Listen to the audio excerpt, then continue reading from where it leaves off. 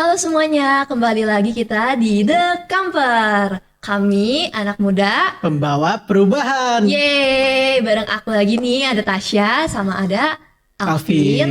Dan kita juga masih nggak asing nih ya, karena narasumber kita ini juga udah muncul di podcast-podcast sebelumnya, yaitu ada Civina. Halo Civina. Hai Ci.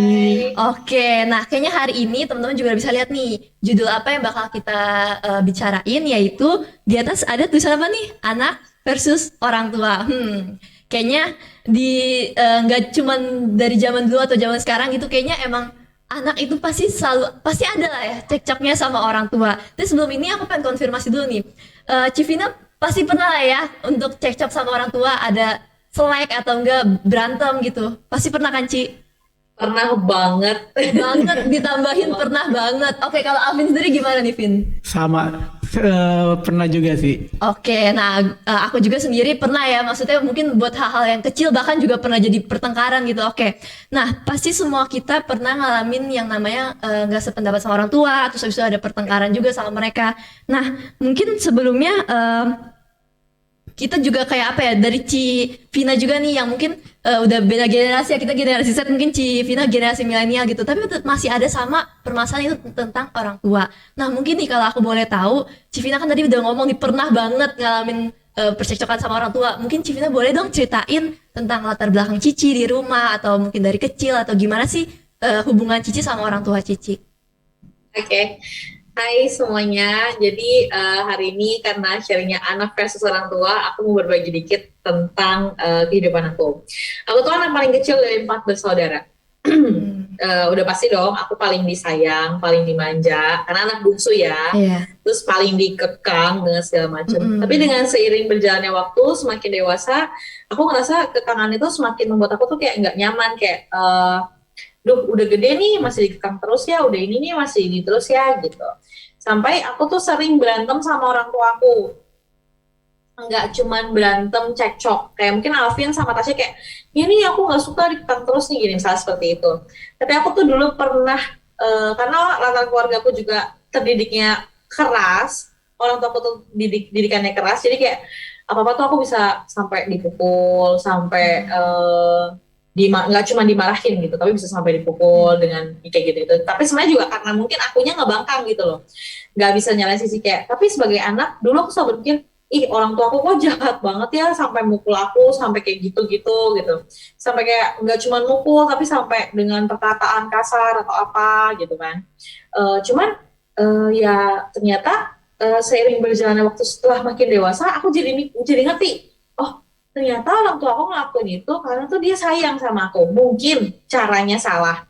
Kalau dengan cara kekerasan ataupun berbicara kasar itu salah. Tapi mungkin karena didikan orang tua kita kan, maksudnya yang misalnya didikan oma opa kita mungkin seperti itu. Jadi itu ke orang tua kita juga seperti itu, dan jadi ke kitanya juga jadi seperti itu.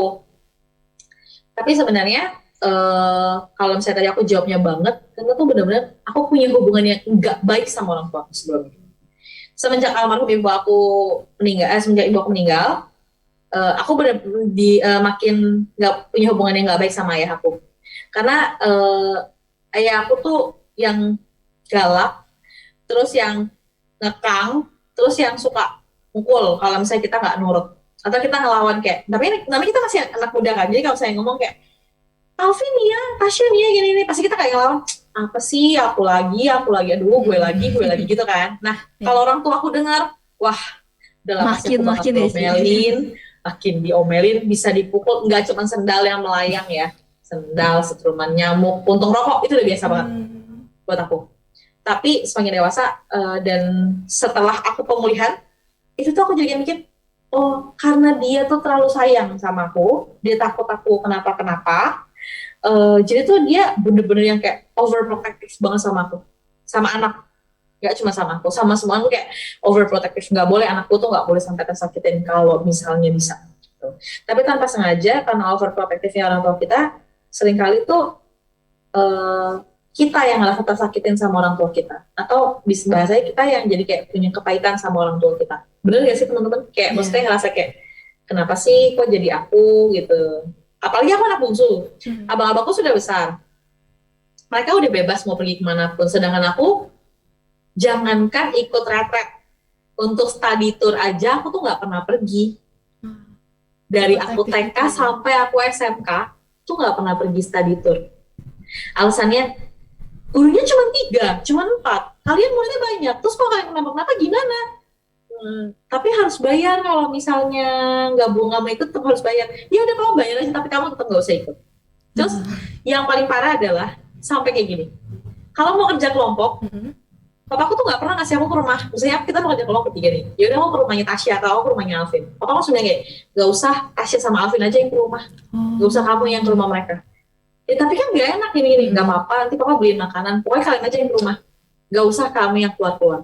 Jadi tuh aku bener-bener segitu anak rumahannya dulu. Tapi kayak makin gede kayak ngerasa, ih papaku kok gitu ya. Sedangkan misalnya ngeliat Alvin sama Tasya kayak pergi-pergi, boleh, repet, study tour segala macam. Aku perpisahan aja, perpisahan SD, perpisahan SMP, perpisahan SMA aku tidak pernah ikut. Aku sampai ini loh speechless loh. Karena apa anak zaman sekarang emang banyak sih yang kayak ngomong gitu kayak iya orang tua gue strict banget segala macam, tapi ternyata Civita tuh bener-bener gambaran orang tuanya yang se-strict itu gitu. Yang sampai hubungan biasa kan kalau masih hubungan sekolah masih dibolehin kan Ci anak-anak di luar sana. Wow. Sampai ketua yayasan aku kan pendeta di gereja sekolah aku juga. Iya. Terus dia sampai sekarang aku sekolah di situ dari TK kan. Terus kayak misalnya si ketua yayasan aku bilang gini, udah nggak apa-apa, nanti kita jagain kan anak saya juga ikut, dia bilang kayak gitu kan, karena aku sekolah sama anaknya. Kalian tahu nggak papaku jawab apa sama ketua yayasan tuh? Apa tuh? Lu kalau anak gua kenapa-kenapa, lu orang mau tanggung jawab. Papaku ngomongnya kan memang masih pakai gua kan gitu. Emang lu orang mau tanggung jawab. Terus kalau misalnya anak gua nanti ketabrak, paling lu orang minta maaf doang. Kan yang kehilangan gua, yang sakit hati kan gua. Nah, jadi kayak papaku tuh sampai striknya kalau misalnya kalian cuma bilang, ya nih gue dilarang dugem. Kalian mau tahu, aku sampai 28 tahun hari ini aja nggak pernah dugem. Sampai aku udah nikah aja nggak pernah yang kayak gitu, nggak pernah. Karena orang tua aku bener-bener strict banget. Iya, iya. Tadi kan Cici juga sempat bahas tentang, ya Cici mengaku itu bahwa sempat ada kepahitan. Mungkin bisa nggak sih Cici diceritain gitu kepahitannya sampai Cici ngerasa kayak gimana sih, atau ada nggak dampak-dampak negatif lain yang pengaruh ke Cici karena orang tua Cici yang begitu strict gitu? Ada. Jadi aku sampai dulu kan ditambah ibu aku sakit ya. Terus ibu aku cuci darah seminggu 3 kali. Jadi tuh kegiatan aku tuh pulang sekolah jam 12-an lewat. Aku harus nyampe rumah sebelum jam 1. Terus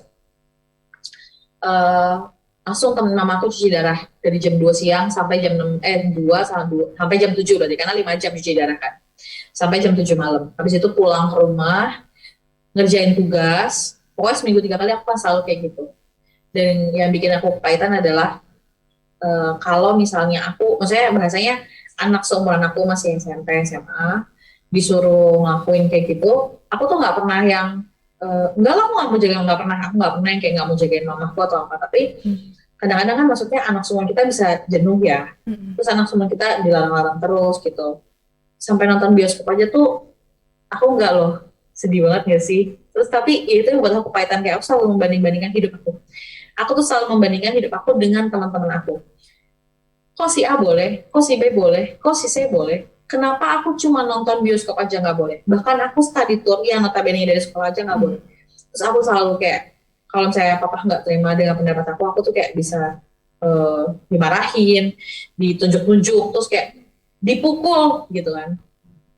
Dan padahal bahasanya first love-nya anak perempuan itu, apalagi anak perempuan ya, mungkin anak laki-laki lebih yang kayak cuek, kalau dimarahin dia udah sakit hati terus diem. Tapi kalau misalnya anak perempuan tuh yang biasanya ngerasanya kayak first love-nya itu papanya, tapi papanya ngelakuin kayak gitu. Nah itu membuat aku kepahitan. Yang membuat aku pahit itu yang paling pertama adalah ternyata tuh aku jadi anak aku nggak dipercaya. Itu karena aku ngerasa tuh aku nggak dikasih kepercayaan sama orang tua aku sendiri, sama papaku ya lebih tepatnya. Aku nggak dikasih kepercayaan untuk explore atau misalnya berteman atau apa gitu. Tapi karena aku anaknya nekat, aku ngelakuin segala cara. Dulu aku naik motor aja nggak boleh. Nggak ada anak cewek naik motor, nanti kecelakaan lah, nanti ini nanti itu. Oke. Tapi aku belajar semua diam-diam. Tapi jangan ditiru ya yang ini ya. Aku tuh bandel pokoknya. Aku tuh bandelnya, aku nggak bandel yang aneh-aneh, tapi aku belajar naik motor sendiri, semuanya aku belajar sendiri. Terus kepahitan yang paling buat aku pahit adalah di saat orang tua aku nggak ada, di saat mami aku nggak ada, papi aku mungkin merasa kehilangan. Sedangkan di rumah kami tinggal berdua kan, bertiga sama kakakku yang belum menikah waktu itu. Bertiga, tapi karena mungkin mamaku baru meninggal, jadi itu makin suka marah-marah, emosi segala macam. Aku sampai kepahitan, aku sampai pernah minum obat tidur. Aku pernah itu, aku pernah ngelakuin itu, aku minum obat tidur. Aku berharapnya, udahlah mati-mati aja lah ya, udah biarin aja lah. Kayak, udahlah gue udah capek nih, gitu, punya orang tua yang kayak gini. Sampai kayak, apa-apa nggak boleh. Gue mau pergi besok nggak boleh. Aku pernah minum obat tidur, dan berharap besok itu gue udah mati. Gue minum obat tidur dan berharap besok gue udah mati. Dan gue nggak akan bangun lagi. Tapi ternyata enggak, Bo. Besoknya gue bangun lagi, ternyata. Besoknya tuh aku bangun dengan kayak, Iya. ya Tuhan, kok bangun lagi sih? Gitu loh, sampai aku tuh Sampai punya, secapek itu. ya Tuhan, kok bangun lagi sih? Dan aku minum obat tidurnya nggak cuma satu, aku minum obat tidurnya 10. Aku sampai ke rumah sakit, sampai dikasih norit. Aku sampai ke rumah sakit, sampai dikasih norit, sampai katanya mau dicuci apanya gitu. Karena kan aku minum obat tidur terlalu banyak. Tapi ya begitu. Kalau ditanya kepahitannya sampai bagaimana, ya karena aku sering dipukul. Nggak cuma pakai tangan, puntung rokok, dilempar ya kalau puntung rokok ya, tangan, tali pinggang, siluman nyamuk ya kadang kayak gitu, sampai segitunya. Tapi ternyata setelah maksudnya akunya sendiri tuh maksudnya mengampuni, ternyata tuh beda. Pada dasarnya ternyata aku tuh yang membuat aku makin benci sama ayahku tuh karena aku punya kepahitan. Gitu. Tapi saat aku dipulihkan, nggak tahu kenapa, ini pasti karena Tuhan ya. Tuhan tuh kayak ngasih aku pandangan yang lebih jauh. Apalagi setelah aku menikah, itu pandangannya jauh lagi. Gitu. Oke, Ci. Nah, tadi kan Cici udah banyak nih sharing gitu kan. Terus saya juga ada dengar pas lagi Cici juga dilarang untuk belajar motor ya. Itu sama tuh sama saya tuh. Saya juga dilarang untuk belajar motor juga gitu kan. Nah, kebetulan saya juga ada satu teman lagi nih, Ci, yang kira-kira kondisinya sama kayak Cici gitu. Dia juga dilarang-larang sama orang tuanya, bahkan sama kakek juga, Ci. Dan itu bahkan kalau saya lihat bahkan bakal pengaruh ke kemampuan dia gitu. Dia ada beberapa kali dia ingin belajar sesuatu tapi dilarang gitu. Nah, kalau menurut Cici, apa sih tindakan yang tepat nih sebagai kita yang dilarang-larang nih seolah-olah untuk menyikapi hal itu, Ci? Supaya kita juga dapat bertumbuh juga gitu kan, Ci? Oke, kalau misalnya ditanya gimana ya Ci cara nyikapinnya, awalnya pasti nggak gampang. Apalagi kalau misalnya kalian udah sempet kayak punya kepahitan sama orang tua, itu mungkin nggak gampang. Tapi yang kunci yang pertama adalah mengampuni dulu. Mengampuni orang tua dulu, doain orang tuanya. Bukan berarti aku bilang didoain besoknya orang tuanya kasih naik motor, enggak juga. Tapi bener dong, ya kan? Nggak mungkin kayak aku bilang, Alvin doa ya, terus besok saya kasih izin, habis itu papanya, ya udah Alvin boleh naik motor nih, kan? Enggak. Gitu. Jadi kayak sebenarnya lebih yang didoain dulu orang tuanya. Aku waktu itu diajarin sama orang tua rohani aku, jadi didoain, maksudnya dibawa doa aja orang tuanya gitu, maksudnya loh, didoain aja dulu, terus maksudnya bener-bener yang kayak kita tuh nunjukin kalau kita tuh bisa, contohnya, aku nggak boleh naik motor nih, gitu kan, kenapa? Gitu, takutnya kecelakaan gini-gini, kasih buat orang tua kita tuh lebih percaya, contoh gini, enggak kok mah, Alvin nggak ngebut, biasanya kalau cowok, apalagi cowok nih ya, yang mau naik motor tuh biasa orang tuh di pikiran tuh kayak gini, wah ntar anak gue trek-trekan nih, wah ntar anak gue balapan nih, wah ntar anak gue nggak pakai helm nih, ntar anak gue gini. Dan kenapa aku bilang aku mengampuni orang tua aku? Jadi tuh kami punya 4 saudara. Yang pertama itu kecelakaan. Udah tahu dong berarti kenapa gue nggak boleh ya? Kecelakaan. Itu sampai kepalanya pecah, tangannya sobek, kelihatan tulang, kakinya habis semua. Udah, itu masuk rumah sakit itu 8 bulan. Dulu rumah sakitnya masih namanya Geraha Medika, gantinya si Siloam Kebonjeruk. 8 bulan dia masuk rumah sakit. Alhasil jadi agak sedikit cacat, tapi Tuhan pulihkan. Terus kakakku yang kedua sama yang ketiga. Yang kedua ini agak bandel, hobinya naik motor tapi trek-trekan. Ya kan? Namanya juga anak muda, bikin tato, ya kan, trek-trekan. Biasalah, apalagi cowok, ya kan? Itu. Yang ketiga cici aku, naik motor lepas tangan di depan truk, akhirnya jatuh. Aduh. Jadi kayak papaku kayak mikir, wah nggak bisa nih mental anak gue yang keempat ini nih kalau nanti kayak cicinya nih, kayak kokonya nih, gimana nih kayak gini. Nah, gimana caranya aku tuh bikin orang tua aku percaya? Yaitu dengan cara aku kayak enggak loh pak, aku tuh nggak ngebut kayak cici, aku tuh nggak ngebut kayak koko ya. Pasti dia akan bilang, halah enggak lah, sekarang kamu ngomongnya kayak gitu, nanti juga kamu bakal kayak gini kayak gitu. Orang tua pasti akan jawab kayak gitu, bener nggak Fir? Orang tua pasti akan ngomong kayak gitu. Pasti dia kayak, enggak pak, aku kayak gini, enggak, pasti kamu kayak gitu nanti, pasti juga akan begitu. Tapi gimana caranya? Caranya itu yaitu awalnya tuh kita doain. Semua tuh bermula tuh dari didoain dulu orang tua, didoain. Terus benar-benar tuh yang kayak aku tuh baru ngerti ngedoain orang tua setelah aku minum obat tidur. Jadi di sekolah aku itu ada ketua yayasan aku yang tadi aku cerita ke pendeta kan, dia yang kayak ngebimbing kayak orang tua itu didoain, maksudnya jangan kekaitan tuh sama orang tuanya, orang tua tuh dimaafin gitu. Tapi kan untuk ngomong kayak misalnya aku ngomong, ya udah dimaafin aja, tapi kan nggak segampang itu kan untuk umur-umur seperti anak-anak muda kita zaman sekarang kan. Gimana cara didoain, terus pelan-pelan dikasih tahu orang tuanya, Pak, Ma, aku tuh naik motor supaya misalnya contohnya ya, ini contoh simpelnya aja, nyirit ongkos. Jadi kalau misalnya naik motor kan nggak perlu naik ojol misalnya atau naik kayak ini, jadi cuma bayar bensin. Terus itu alasan umum lah ya.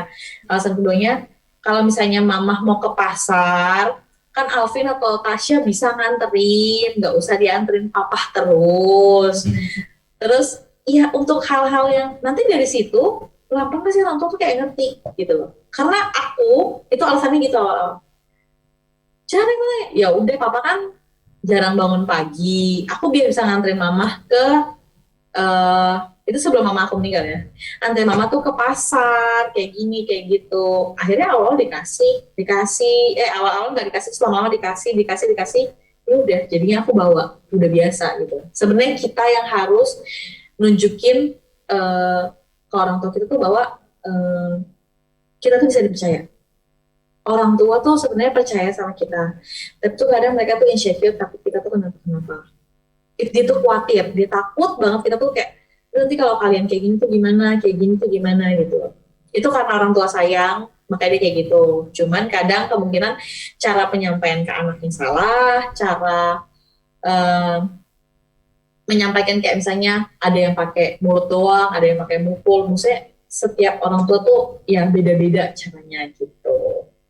Tapi aku nggak mau ngebenerin ya kalau orang tua yang mukul, kalau orang tua yang main tangan, aku sama sekali nggak ngebenerin. Tapi kalau saya cuma kayak nasehatin, jangan ya Tasya, kamu kan perempuan, nanti kalau misalnya kamu kayak gimana, kenapa, gimana gitu. Jangan ya Vin, nanti tuh kamu kayak gini, kayak gitu.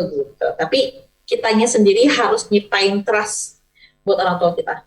Aku nggak akan kayak gitu, Koma. Tapi jangan begitu dikasih naik motor, kalian jadi begitu. Yang dia nggak mau, kalian jadi begitu. Nah, itu jangan. Itu sih lebih tepatnya. Oke, thank you Ci.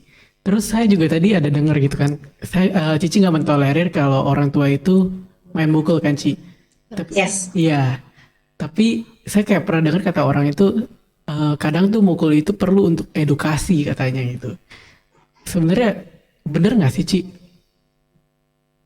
Oke. Untuk edukasi orang tua itu kalau mukulnya cuma tangan, paha, sama misalnya tangan sama paha sama punggung tangan itu masih nggak masalah buat aku. Tapi kalau aku kan udah lumayan ekstrim ya, ditampar, rokok yang terbang, sendal, ya kan, itu kan udah ekstrim. Menurut aku jangan pernah ngelakuin itu sama anak. Kenapa? Sekali kamu mukul anak di sini, itu akan ngebekas di hatinya dia. Apalagi kamu mukul anak perempuan. Kenapa? Karena anak perempuan tuh cinta pertama itu papahnya. Kalau dia ngerasa, sekarang zaman sekarang tuh banyak kan anak-anak yang bergaul bebas, terus cari perhatian sama misalnya pacar, terus misalnya ada yang pacaran sama yang lebih tua, padahal maksudnya pengen ngerasain kasih sayang seperti bapaknya. Nah, jangan sampai orang tuh anak tuh mikirnya sampai kayak gitu, dan jangan sampai anak tuh sampai ngelakuinnya kayak gitu. Jangan pernah mukul anak tuh di area sensitif kayak pipi, itu akan gak bekas banget di hari dia. Yang pertama, nggak cuma anak perempuan, anak laki-laki juga kayak gitu. Itu akan ngebekas banget di hati dia, membuat dia tuh kayak ya makin ngebangkang. Gitu. Tapi kalau misalnya anak-anak yang misalnya orang tuanya udah baik tapi dia tetap ngebangkang, ya itu harus benar-benar diomongin kayak ya kalau misalnya nggak bisa ya udah gitu loh. Tapi kan anak-anak kecil kan dididiknya awalnya pasti kayak dari edukasi, dari yang kayak tadi Alvin tanya kan, edukasi gimana sih? Kalau cuma pukul sekedar kayak bukan pukul yang beneran, itu cuma kayak ngingetin, itu boleh. Karena kan hanya mengingatkan, tapi nggak mukul yang ekstrim kayak aku tadi, enggak. Kalau hanya untuk ngingetin aja kayak nggak boleh ya, itu masih oke. Menurut aku tapi ya gitu. Oke, thank you Ci. Terakhir nih Ci dari saya Ci. Saya pernah dengar kalau ada orang tua mukul ke anaknya, walaupun anaknya bilang pas lagi kecil ya, oh gue kalau udah jadi orang tua tuh gue gak bakal mukul gitu.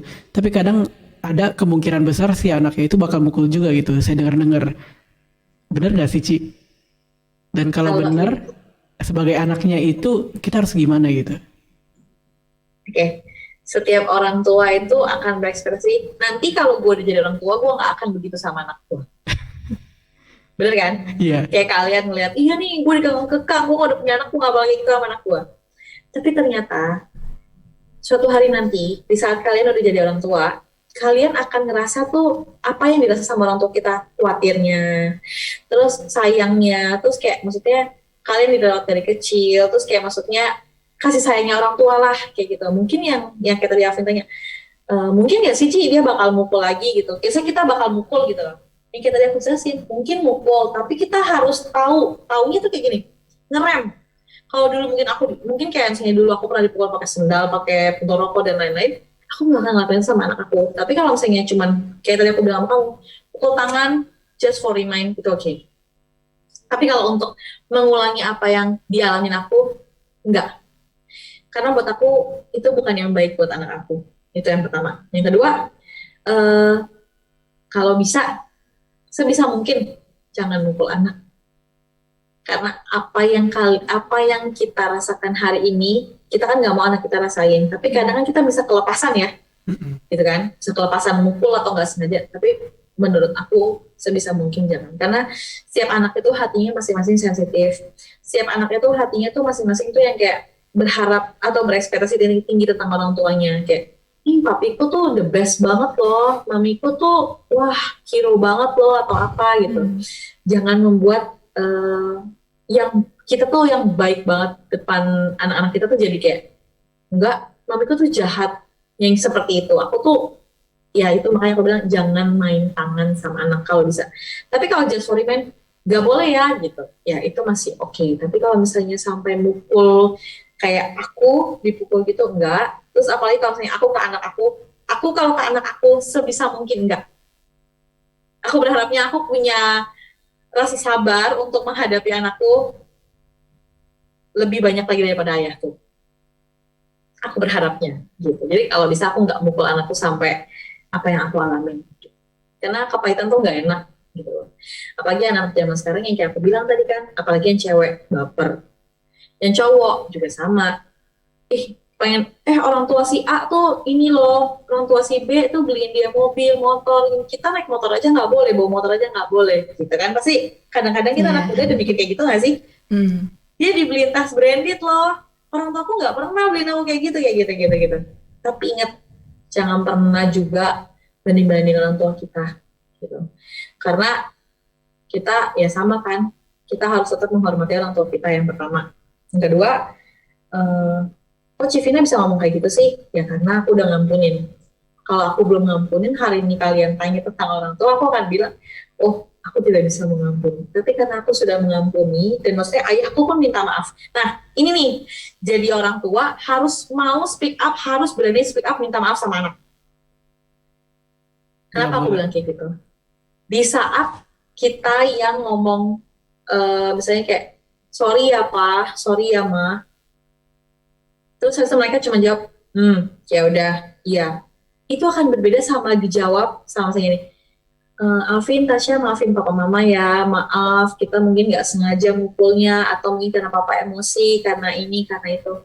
Itu akan, kita sebagai anak tuh akan lebih enak menerimanya, gitu. Pastinya akan lebih kayak, ya udahlah gitu, dimaafin gitu.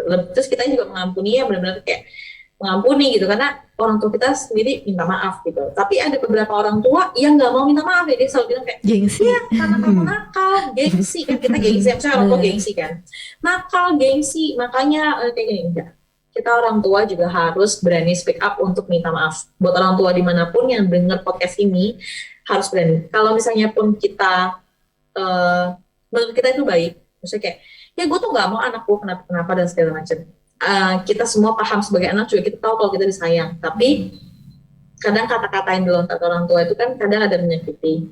Sesekali minta maaf sama anak itu nggak salah kok, itu malah membuat hubungan anak dengan orang tua tuh jauh lebih baik. Karena semenjak aku minta maaf sama papaku juga minta maaf sama aku, kita sama-sama pulih Iya. gitu. Iya.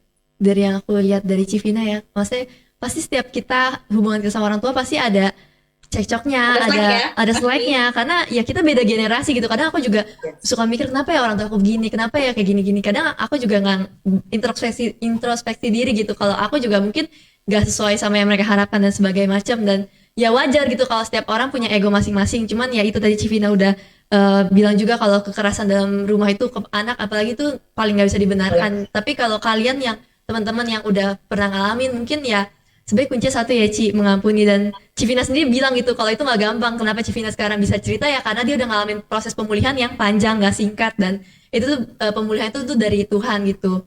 Nah, Yes. mungkin aku pengen tutup juga pakai ayat kali ya, teman-teman mungkin juga udah pernah dengar dari Efesus 6 ayat 1 sampai 3. Hai anak-anak, taatilah orang tuamu di dalam Tuhan, karena haruslah demikian. Hormatilah ayahmu dan ibumu, ini adalah suatu perintah yang penting seperti yang nyata dari janji ini, supaya kamu berbahagia dan panjang umurmu di bumi. Amin. Amin. Berarti taati, tapi kita juga mesti kasih tunjuk gimana kita bisa dipercaya sama mereka. Bener gak? Yes. Betul Benar. banget. Kuncinya di komunikasi juga ya, Ci. Maksudnya Yes, pasti komunikasi orang tua itu bakal penting. keras, tapi kalau kita berusaha terus, apalagi kita juga bawa dalam doa, pasti ada pemulihan, ada perubahan yang bisa Pasti. terjadi Ya. di keluarga kita. Apalagi saling mengampuni itu pasti banget. Yes, benar. Oke, thank you guys untuk waktu kalian untuk nonton podcast ini hari ini juga. Thank you juga untuk Civina gitu Thank you, udah Ci. bersedia Ya, kita sama-sama. tanya-tanya juga tentang orang tua. Nah, selanjutnya nih kita bakal ada tema-tema lagi nih minggu depan nih untuk podcast-podcast yang lebih baru. Nah, untuk hari ini bila kalian suka sama video ini, kalian bisa langsung like. Tapi jangan lupa subscribe juga dengan podcast kita dong. Ya, biar nggak ketinggalan video-video baru ya, teman-teman. Oke, thank you guys, thank you Civina untuk waktunya Ci. Thank you. God bless you all.